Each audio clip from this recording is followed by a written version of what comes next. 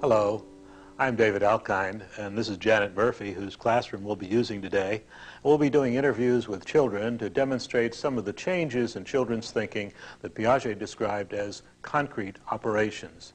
These two processes that Piaget called transitivity and reversibility are major achievements of the concrete operational period. In turn, they make possible the construction of two equally important conceptions, namely those of rules and those of units.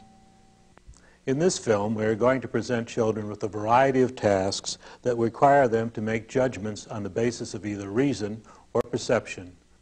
When children make their judgments on the basis of transitivity or reversibility, they give evidence that their sense of logic takes precedence over their perceptual impressions. They demonstrate, therefore, that they are using concrete operations. Transitivity involves holding two relationships in mind at the same time. We can illustrate the development of transitivity by presenting children with Piaget's seriation task. 4-year-old pre-operational Jeffrey has difficulty with this task. He is unable to order 3 sticks according to their length, even with a model to copy. He simply does not understand the relationships that are involved. Some critics argue that young children's failure to solve such problems is a matter of misunderstanding the language involved.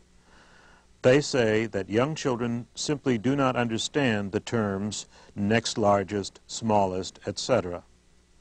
Piaget's answer is that young children do not understand the quantity terms in the adult sense because they do not as yet have the underlying concepts of transitivity and reversibility that enable us to comprehend and utilize mathematical terminology.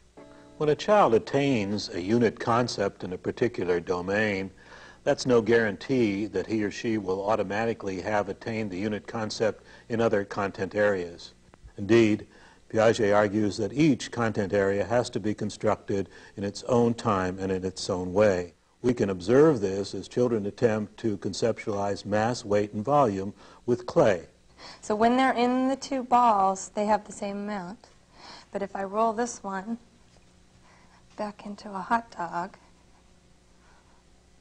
then tell me one more time. Which one? Does one have more or less, or are they the same amount of clay now? Same. They're the same now? Mm-hmm. Okay, last time we did this, you said that this one had more. You're changing your mind?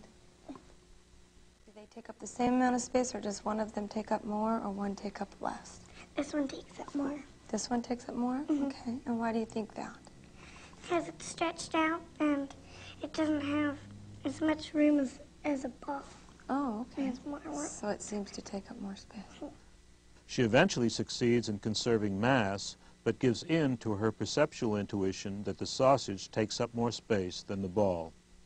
The work of Jean Piaget has opened up many new areas for discussion and for investigation. His description of the stages of logical thinking and the unit concept have many implications for education and for the helping professions.